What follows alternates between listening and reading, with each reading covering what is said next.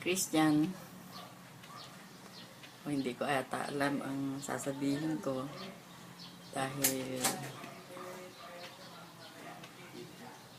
kahit papano alam mo naman na hindi ako sanay na magsalita sa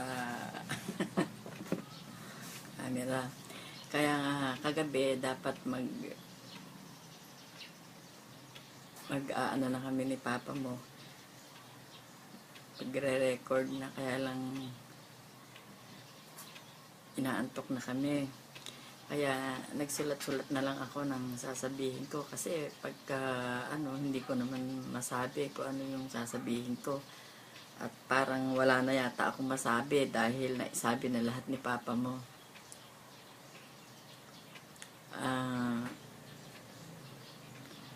Meron akong ginawa kagabi kasi kung sasabihin ko nang hindi ko isinulat parang hindi ko na masabi.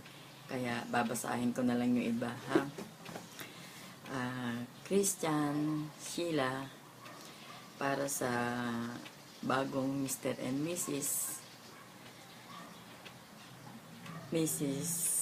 Lotto, and for the newlywed Mr. and Mrs. Lotto, ito lamang ang aking masasabi. I wish you a happy, prosperous, peaceful, and long life together. Bilang isang mga anak na nagmamahal sa inyo, na subok na at sabi nga ay taga sa panahon. I advise you both not only to love each other, but to respect your partner. Problems and trials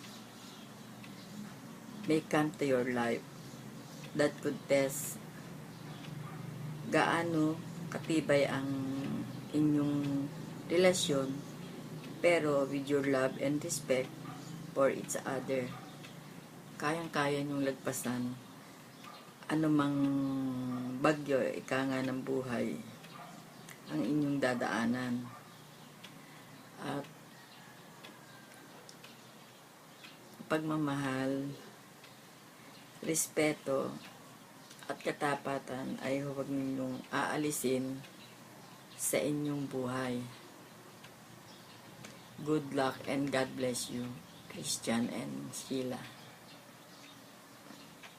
Wala na ako masabi. Ito nga, habang ginagawa ko ito, hindi ko alam, parang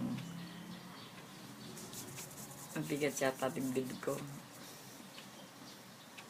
At kahit wala kami dyan,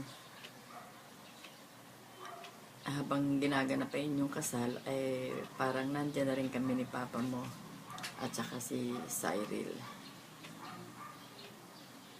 At wala na akong masabi. God bless. And I love you, Christian and Sheila. Mag-iingat kayong palagi, mga anak.